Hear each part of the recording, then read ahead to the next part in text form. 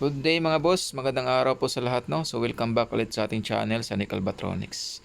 So ngayong araw mga boss ay gagawin natin tong circuit ng Video Rocola no na binigay nila sa YouTube, tong bandpass filter nila.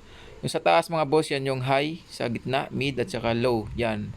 High, mid, low po to mga boss na bali crossover na to kasi tatlong band yung gagawin natin ngayong circuit na to mga boss no. So, testing natin kung working ba yung binigay lang circuit mga boss. So, meron na tayong naka-prepare dito na mga components. So, bali tatanim lang natin mga boss. So, let's go.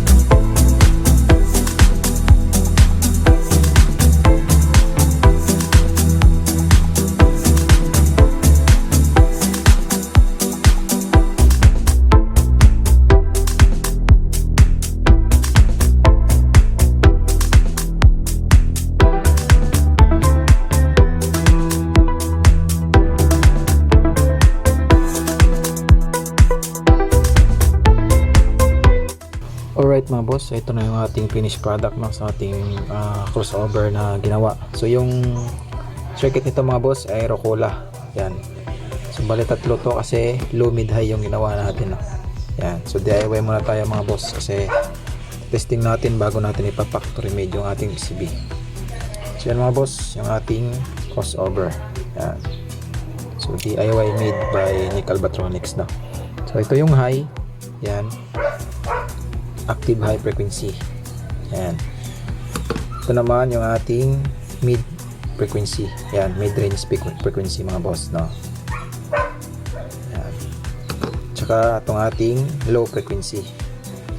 Yun. Testing natin mga boss.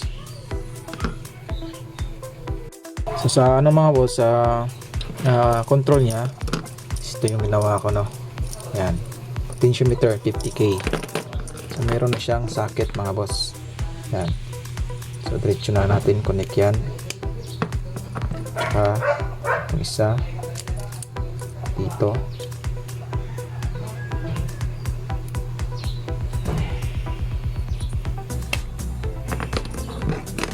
Yan. Tapos, ito na isa.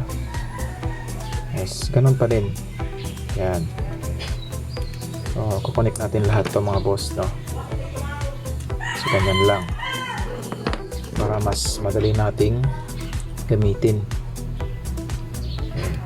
Naka ano tayo, naka header. Pwede naman hinangin yung mga boss.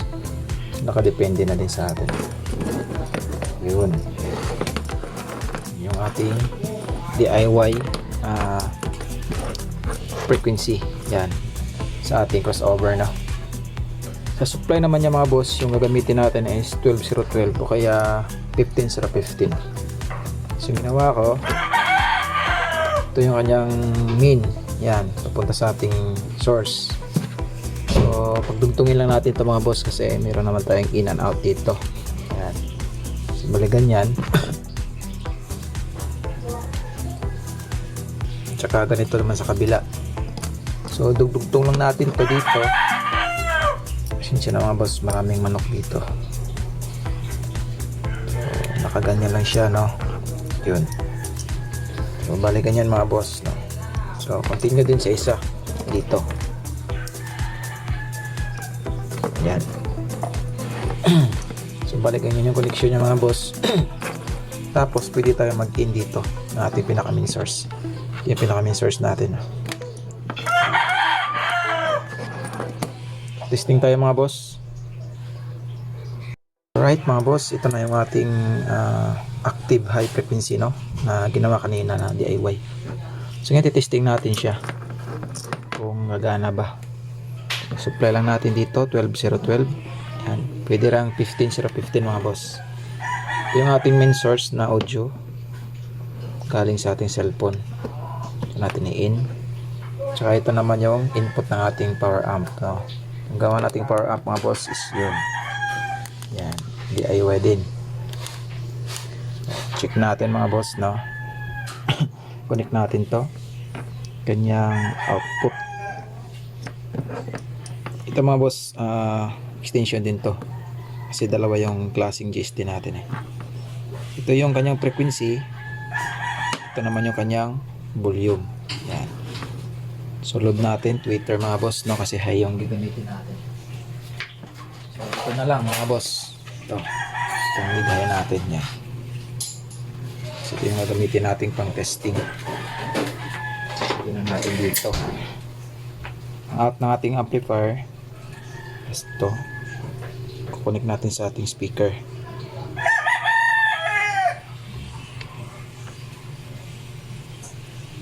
Yun. So need tayo ng audio mga boss. So meron tayong audio dito mga boss, no? Yan, naka-play na yan siya. Yan, bubulim natin. Tapos plug natin yung ating speaker. Yan na lang.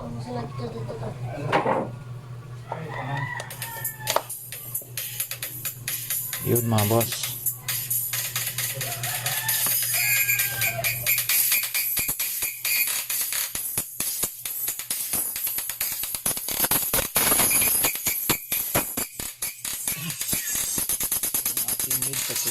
High frequency pala yung mga boss, no? Yung frequency.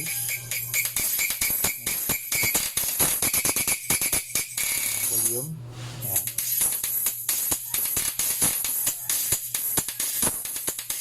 Alright mga boss. Good na ulit yung ating high frequency. Alright. Ngayon naman mga boss, frequency, mid frequency naman yung testing natin. Yan. Active mid range frequency. Yan. So, ganun pa rin yung ating input. Input ng ating audio source dito. Tsaka output natin papunta sa ating power amp. Yan. Yan yung ating supply na 12012. Yan. So, meron na tayong audio mga boss, no? Naka-play na yan. Testing natin. Volume tayo.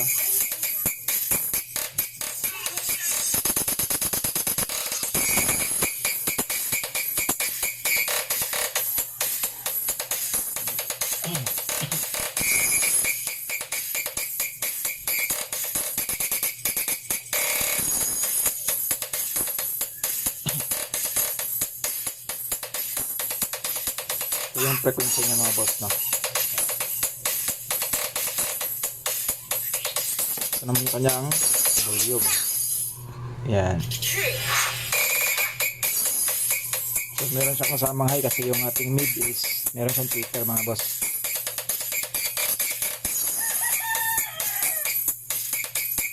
So lulod natin sa ating ano mga boss, no? Sa malaking speaker. Yung walang tweeter mga boss. Pero natin sa malaking speaker mga boss, no? Yan.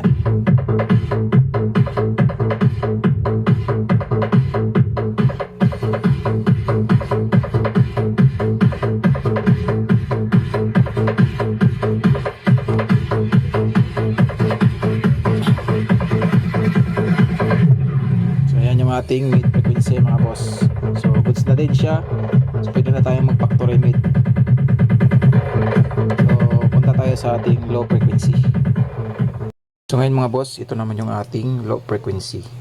Yan. So tapos na tayo kanina sa mid and high. So ngayon low frequency tayo mga boss, no?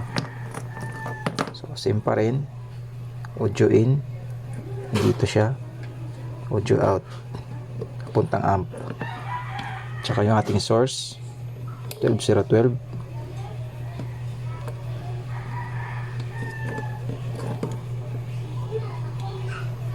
make sure mga boss na di nagkabaliktad yung pagkakabit nyo pag nagkabit kayo ng power supply. Ayan, so plug natin. Yun.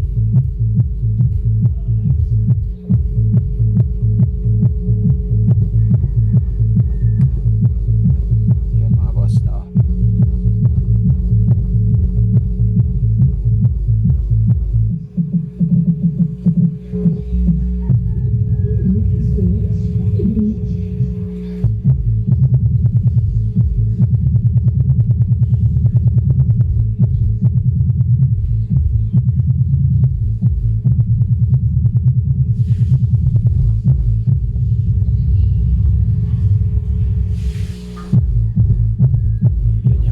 Low frequency mga boss, no?